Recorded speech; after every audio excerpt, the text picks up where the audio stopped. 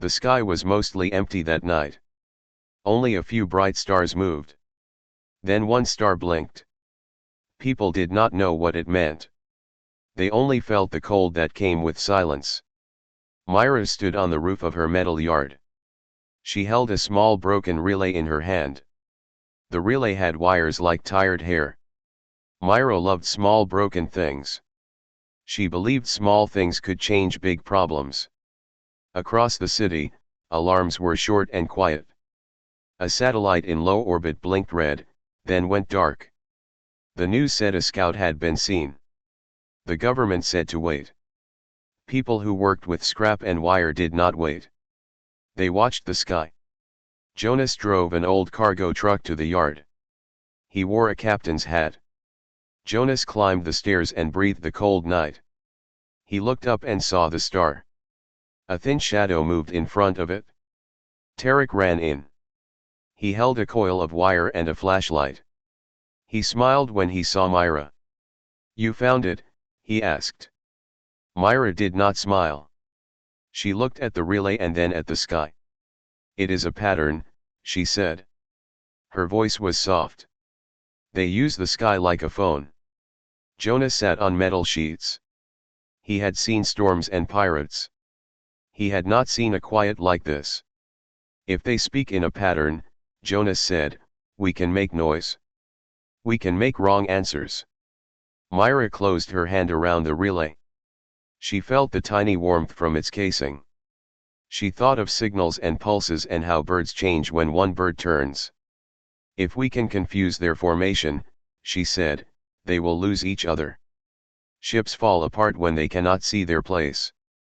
They had no fleet. They had scrap. They had wires, old trucks, balloons, and a few service drones with tired batteries. The city had people who knew how to make things from old things. These people could fix a pump or make a light from a tin can. They could also make noise. Myra and Jonas walked through the yard. Sparks flew when someone struck a tool. The sound was small against the quiet. Myra found an old speaker, an antenna, and a magnet. Tarek brought more wire. Unit 7, a hacked drone, hovered and watched with one blue light like an eye. They laid the pieces on a table. Myra drew a map on greasy cardboard. The map had lines like waves. "They pulse in close formation," she said. "If we send a loud, wrong pulse in the right place, it will be like shouting in a library. People will look the wrong way." Jonas folded his hands. "Try simple things first. A small test. If we see a change, we build more." They worked all night. They soldered and tied wire with shaking fingers. They laughed once when Unit 7 tried a joke. The light from the city made metal shine like a small ocean. Every small part felt very important. At dawn, Unit 7 sent a short burst of radio noise. The sound was raw, not polished. It was like a child's shout. The world held its breath. On a screen, an alien scout hovered in the black. It moved with perfect steps. Then, for a moment, the steps slipped. The lines of its formation blinked. The scout drifted like a boat with a loose rope. Someone cheered, but the cheer was scared. The scout did not fall. It only drifted for a second, then it corrected. Still, the drift was proof. It meant their noise had reached the sky. The city smelled like rain and oil. People looked at the horizon. The stars were no longer small pins. They were machines with cold light. Shadows moved along every line of the sky. Bigger shapes crossed the moon like mountains. Jonas put his hand on Myra's shoulder. He did not speak. His hand said, "Hurry." Myra held the broken relay in her palm. She felt the weight of the city and its scrap. She felt a wild hope that small things could do big work. Behind them, the city stirred. People came down from roofs. They carried lamps and wire. The quiet was gone. Far in space, the Armada jumped. It swallowed the dark. The sky was no longer a star field. It was many ships, moving in strict order. The city watched as a living mountain filled the horizon. Myra did not speak. She held the relay like a tiny flag. Their small test had worked. Now they had to make the world loud enough to matter. The Armada was close enough to hear them. The city woke to a new kind of work. People moved like a single machine made of many rough parts. In the first light, Myra and Jonas stood in the yard and watched dozens of hands bring strange things. Old speakers, fishing wire, tin cans, balloons patched with tape, service drones with loose rotors. The team had grown from 3 to hundreds in one night. Look, first 5 to 7 minutes. They had no ships. They had wires and whispers. They would make the sky listen to the wrong voice. Myra spoke to the crowd from a crate. Her voice was calm and small. "We will not fight their guns," she said. "We will confuse their eyes. We will be a chorus of wrong answers." People nodded. Some cried. Some laughed. The city had never felt so raw and ready. Jonas organized teams. He used a voice like a bell. Team Red, balloons and wires on the east roofs. Team Blue, jammers on the towers. Unit 7, you take the drones and fly the nets. He marked places on Myra's cardboard map. The map now had many new lines. The lines showed where wires would hang and where signals would shout. They made simple jammers. A loudspeaker. A magnet. Tinfoil over a battery. A hacked radio from a trash van. The devices were ugly and loud. They were meant to be that way. Unit 7 learned to fly with a basket under it. Wires hung from the basket like a spider's legs. At first, the military watched from a fenced lot. Soldiers in clean gear stood like dark trees. They wanted plans. They wanted targets. Jonas walked to them and bowed his head slightly. "We are not soldiers," he said. "We are the city. We are the plan." The first night of full work was cold and bright. Hundreds of jammers went up. Balloons held wires high above the streets. Drones droned in crooked patterns. The city made a low, steady sound. It was like a distant storm of radios and metal. In orbit, the Armada moved like a slow hive. Small fighters darted around larger ships. Their sensors shone like cold eyes. The scouts had learned. They did not fall for one trick twice. Myra knew this. She hoped their noise would be many small mistakes, not one big signal. A fighter scanned the city. It glided near a market and froze. Then its sensors blinked. For a few seconds, the fighter could not tell the ground from the sky. It drifted. It hit a tall stack of rust and carts. People below ducked and held their breath. The fighter stalled in the junk field. It spun and crashed into a pile of old engines. Sparks flew like matches. No big explosion. The fighter lay like a metal bird with a broken wing. The city burst out in cheers that felt like fear and hope mixed tight. They had won victory. It was small but loud. The fighter's fall showed the jammers could reach beyond Earth's noise. People climbed on roofs and waved wires like flags. They shouted until their voices cracked. But the Armada learned fast. A cold signal came from the command ship. The scouts sent out mapping pulses. The alien machines could see patterns and mark them. They began to avoid certain frequencies and to watch for strange nets in the sky. Myra and Jonas watched the screens as lines turned red and then moved away. "We will change," Myra said. "We must be like a living thing that learns and changes faster." They did. The team switched the jammers' voices. They made many small voices, not one loud one. One device would sing like a flute. Another would cough like a broken radio. Balloons flashed light and then went dark. Drones changed their routes every minute. The city became quick and wrong on purpose. Tarek ran across a bridge with a coil of wire. He met a group of old radio men who had once tuned radios for a living. The old men taught the youth how to break a signal into pieces. They laughed and showed tricks with empty cans and string. It was simple and clever work. The young learned fast. The alien scouts adapted in a way Myra did not expect. They began to send small boats boarding drones that fell like cold eggs. One drone cut through the clouds and crashed into the edge of the old harbor. It was small, about the size of a car, and its skin was smooth and dark. People ran to the harbor. Soldiers rushed to cordon the place. Jonas and a small team pushed through the crowd. The drone lay on its side. It hummed with inner light. Unit 7 hovered and bawled its small blue eye. They opened the drone.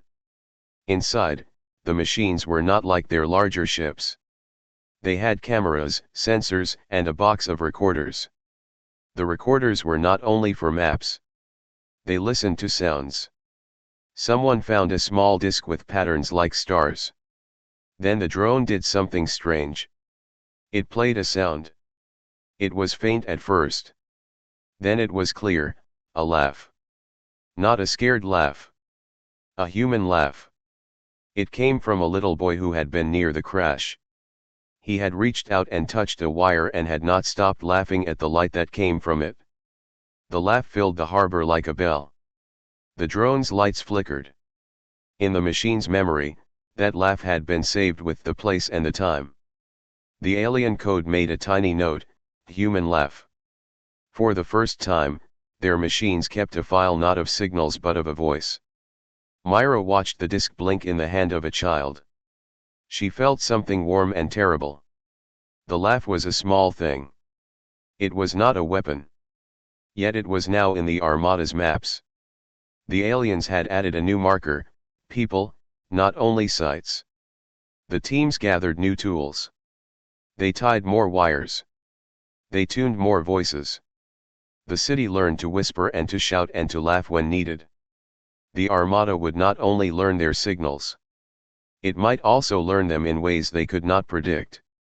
At the end of the day, the sky was a stitched pattern of floating lines and small lights. The city had more courage and more fear. Myra stood on a roof and looked at the Armada's quiet shapes far above. She did not smile. She only tightened her grip on the small box that hummed with their jammers. Behind her, a child still laughed now and then. The sound was small. It was clean. It made Myra feel the risk and the promise together. The Armada had taken a note. The city had given one back. The next move would not be only about wires. It would be about what the Armada had learned to listen for. The Armada spoke in patterns. Humans do not. That was their edge. The city chose to be loud, wrong, and messy on purpose. The city had learned to shout. It had learned to laugh. Now it needed to learn to lie. Myra sat with the cardboard map and a fresh pencil. The map was covered in new marks. Every mark showed a voice they had used. The Armada had stopped falling for the same trick twice. Their scouts read the sky like a map. They learned which frequencies sang and which lights blinked. Myra rubbed her eyes. She felt tired in a way that made her hands small and steady. Jonas paced the yard. He had a list of names and places. They look for leaders, he said. One ship leads the pattern. If we can fake a leader, the others will follow the wrong ship. They will move into our traps. Tarek grinned. He liked the word fake. He liked the idea of confusion. He thought of puppets and strings and cheap radios pretending to be a king. Myra smiled, small and quick. We will not make a single fake, she said. We will make many. Little kings and queens that live for a minute and then die. They built false leaders from scrap. An old bus became a transmitter. A water tower got wrapped in tin foil and wire. A row of children's kites, patched with antennae, flew in crooked lines. Each fake leader had a code they tuned to mimic the Armada signal pattern. They copied the beat of the ships but added one wrong note.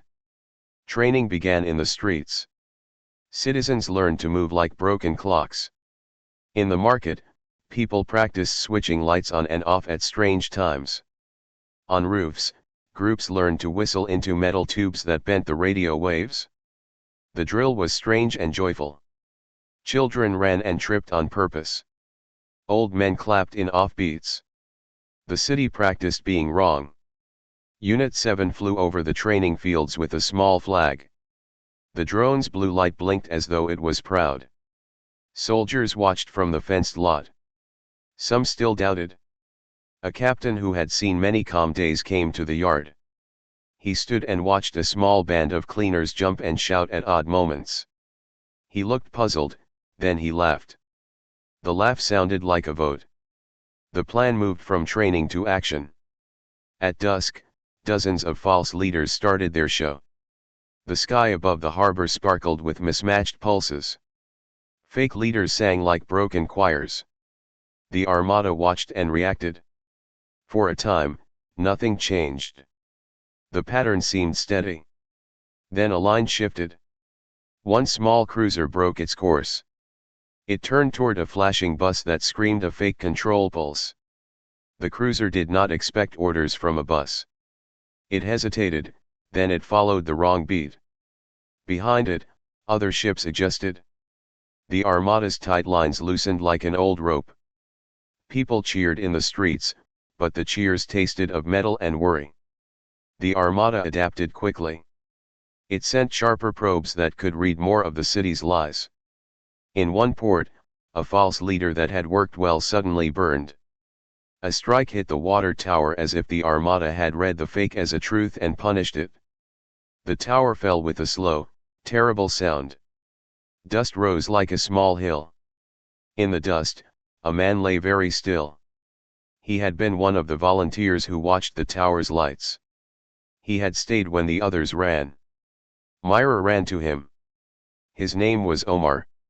He had worked in the bakery and had a dusted smile. Someone held Myra back. She pushed past and knelt. Omar's hand was still warm. He looked up at the sky with a strange peace. Jonas screamed into the air. His voice broke. He threw his helmet away on the ground. The loss tightened the city's throat like a band. Omar's death taught them a harsh truth: lies can save many and kill a few. The city would hold both facts together and keep moving. Myra stood and wiped her hands on her trousers. She folded a small paper into a pocket and put it against her heart. Omar's face stayed with her like a shadow she did not want. She told the teams to change the pattern again. They would not stop. They would be carefuler, faster, sloppier where needed. They tried a new trick.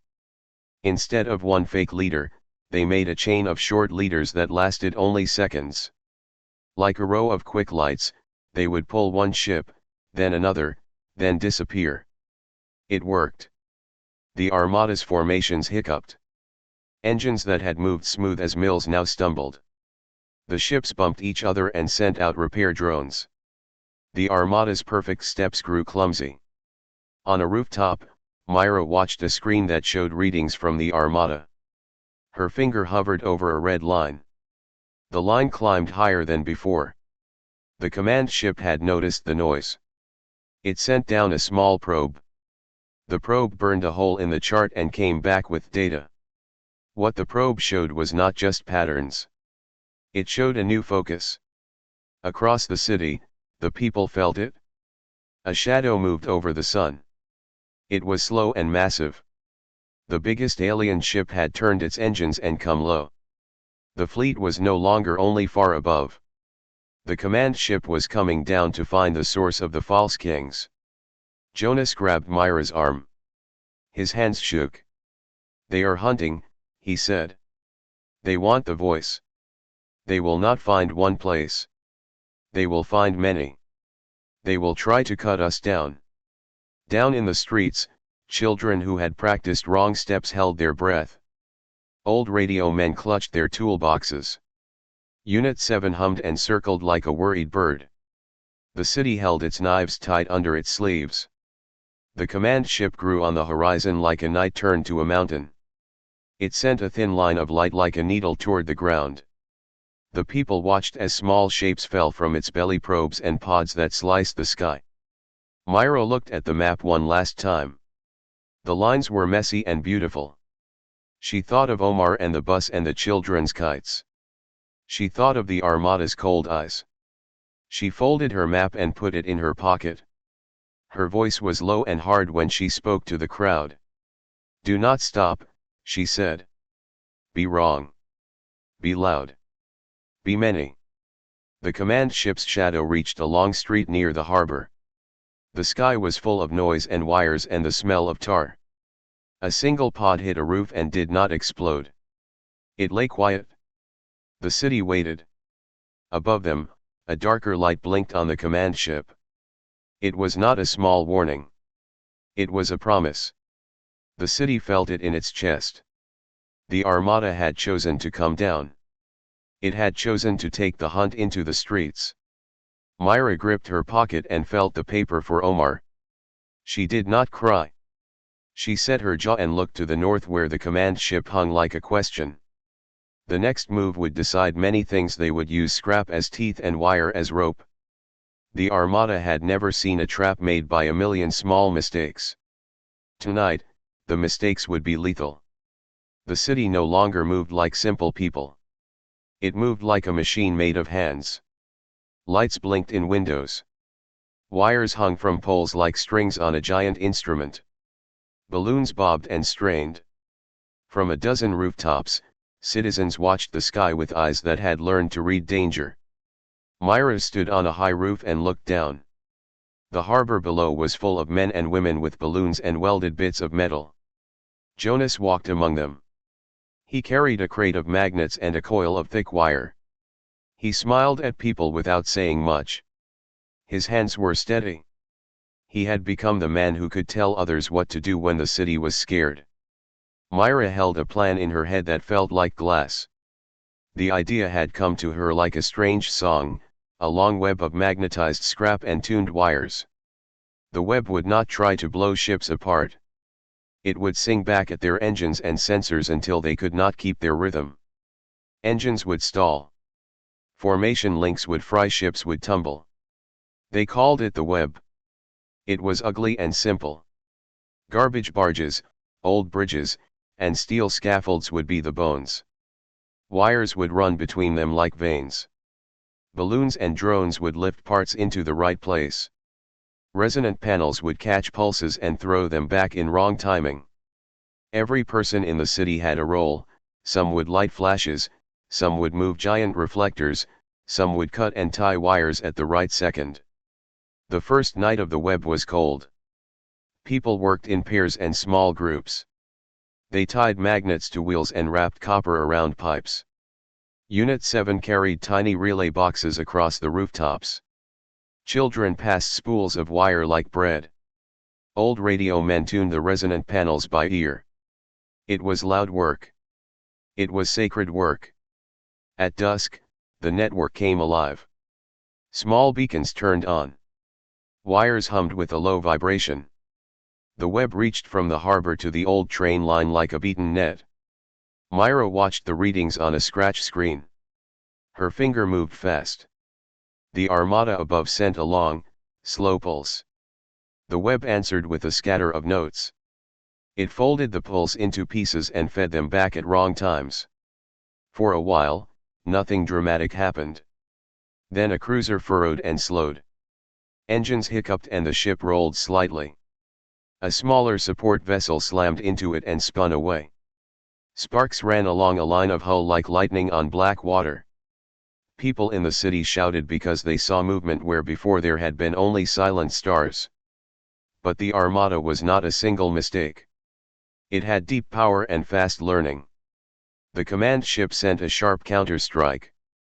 A beam cut a line of the web and struck a key node in the harbor, the scaffolding that fed power to many resonant panels. The metal screamed and bent. Men fell. The scaffolding folded like a book. Jonas saw the strike. He saw the falling men and the broken wire. His face went white. He ran without thinking. He climbed into an old cargo boat that had been turned into a floating node. The boat had a heavy magnet array and a worn engine. Jonas shoved the magnet to full power and pushed toward the broken line. "Hold the link," he shouted to the men who did not leave. They stayed. Jonas tied the wire with bleeding hands. He held the magnet field steady while the crew rewired the node. The command ship shot again and again at the harbor. Each time, Jonas answered with more current and more noise. He became a live break that the web used to stay whole. Myra watched Jonas on the screen. Her voice was small when she spoke. "Do not go," she said, though she knew he could not hear. Jonas only laughed once and waved. He leaned into the magnet like a man who knew a bridge might fall. The web held longer because of Jonas. Ships tumbled and stalled in the sky. Repair drones flew but found metal that would not answer. The Armada's formation cracked, and smaller ships dived away. For a moment, the city believed the plan would win. Then the command ship did something the tests had not shown. It powered a concentrated pulse, an engine scrubbing wave meant to burn the nervous systems of machines. The pulse was wide and deep. The web took much of it, and for a terrifying second the city felt the shock like a hand on its chest. Power went out in blocks. Lamps died. Balloons fell from the sky like tired birds. Jonas's boat took the worst of that pulse. The magnet field overloaded. Sparks ate through the wires. Jonas gripped the controls and threw his whole weight into the engine. He could see the harbor lights go black one by one. He could see men and women stumble. He stayed at his post. A shudder ran through the web. The magnet smoked. Jonas knew the field would fail. He had a single choice: cut the line and save himself, or ride the node until the rest of the web had time to switch to another route. He did not think long. He kept the magnet alive. The boat gave one long cry and then slowed like an old beast. Jonas drove it under the last few seconds of power and took the load into his hull. The magnet burned but did enough. The web rooted around the broken node. Other nodes picked up the beat. The web did not die. When the smoke cleared, people saw Jonas still in the boat. He sat very still, hands tight on the wheel. He had saved the line. He had paid the price. Someone reached him and pulled him out. He did not speak. He looked at Myra and tried to smile, but the smile was thin. He closed his eyes. The city carried him like a slow hero. The web had worked, but it had cost them. Many places were dark. Many people had been hurt. The command ship had also taken damage. It did not fall, but it had shown a new weapon, a pulse that could reach deep into the city's machines. Above the smoke, the Armada was quieter than before. The ships that could move did so. Some tried to pull away.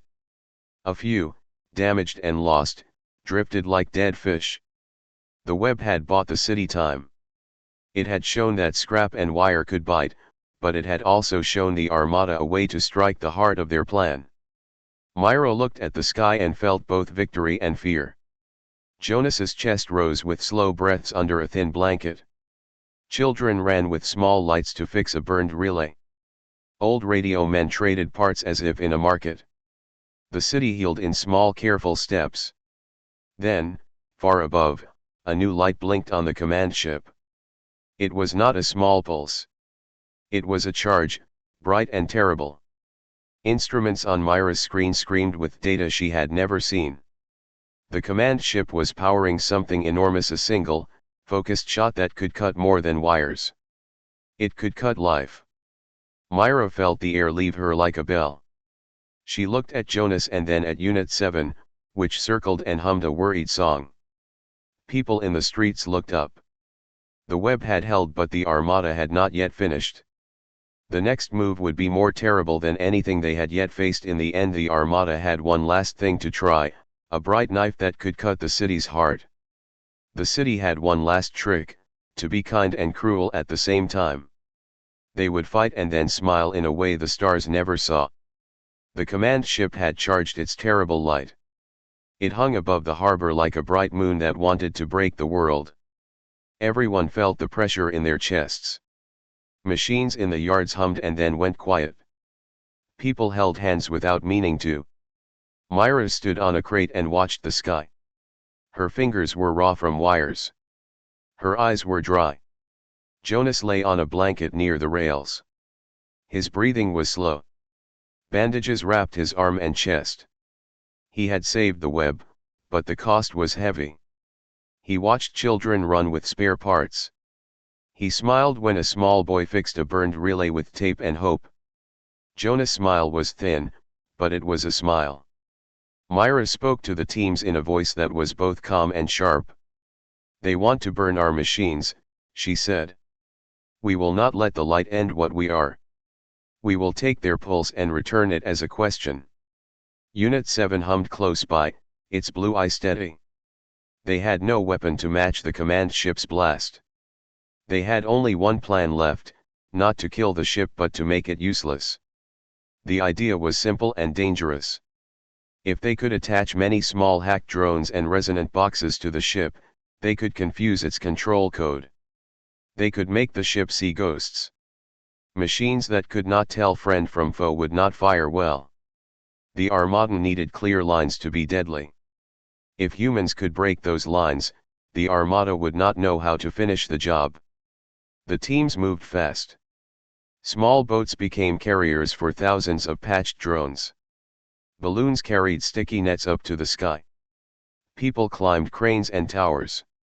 They fitted each drone with mirrors, magnets, and new code that made one strange sound: a laugh, a child's whistle, a radio singing a wrong note. Every drone was ugly and bright. Every drone had a human touch. At first the plan looked hopeless. The drones were tiny. They looked like moths against a sun. The command ship fired anyway. The kill shot came down in a line of white that made the night feel like day. The web took much of it.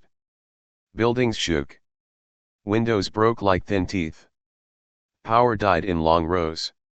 Myra felt the heat on her face and tasted metal in her mouth. The web bent and burned in places.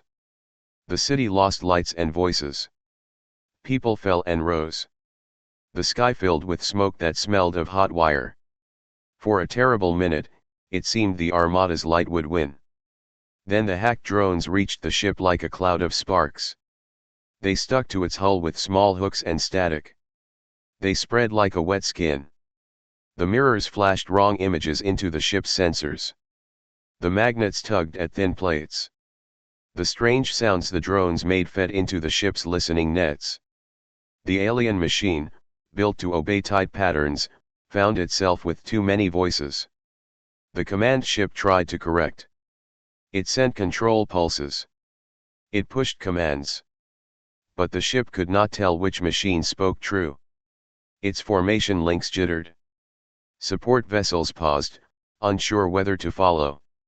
Engines hiccuped like people who forgot to breathe. Inside the ship, alarms screamed in a language no human knew.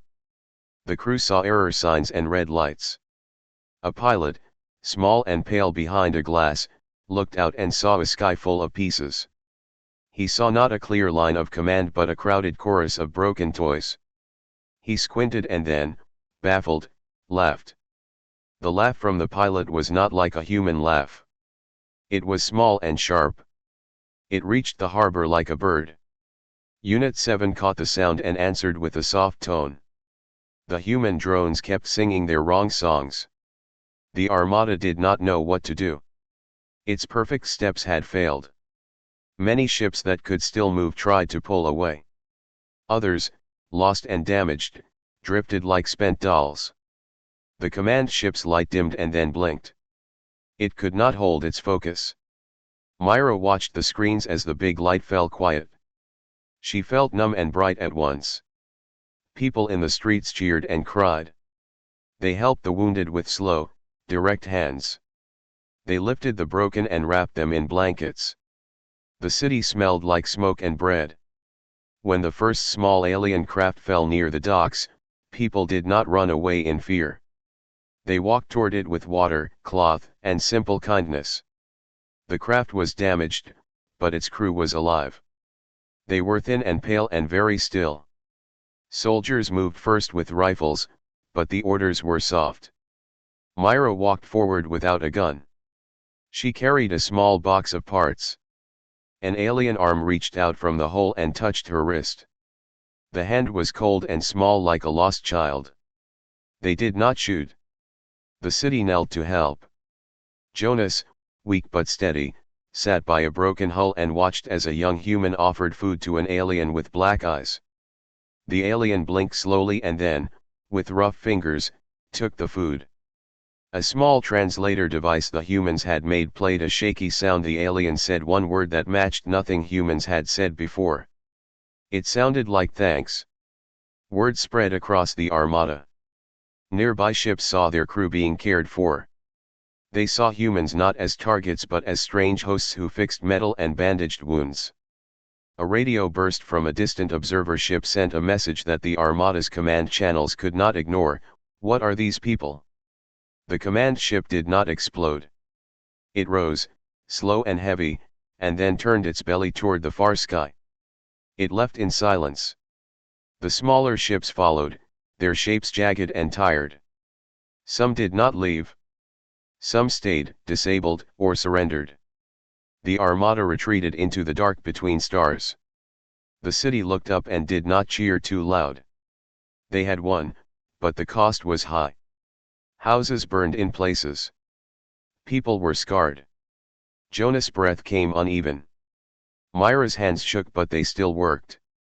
In the weeks that followed, scouts from far planets watched the strange reports. They saw how humans used scrap and kindness as weapons. They saw how a laugh, a sticky drone, and a bandaged hand could change a flood of steel. Stories spread in cold and crowded places. The galaxy took note. Myra stood on a hill and watched a small alien pilot leave in a patched skiff. The pilot looked back and lifted a small flag that had been torn on one side. Myra tipped her head like a slow salute. She had not wanted war. She had wanted life. Jonas sat beside her. He touched the thin scar on his arm and smiled with one slow breath. They will remember, he said. Myra looked at the empty sky. She felt tired, angry, and oddly proud. She thought of Omar and all the small names she had learned. She thought of the child who laughed into the drone. The galaxy had changed. People would tell this story for a long time. In the end, the Armada left with a kind of quiet that was new. The stars were still, but they had shifted. Humanity had used scrap, wire, and a wild idea. They had fought with noise, with wrong notes, and with some soft hands. They had won in a way the galaxy never expected, by being clever, messy, and brave, and by smiling when they could.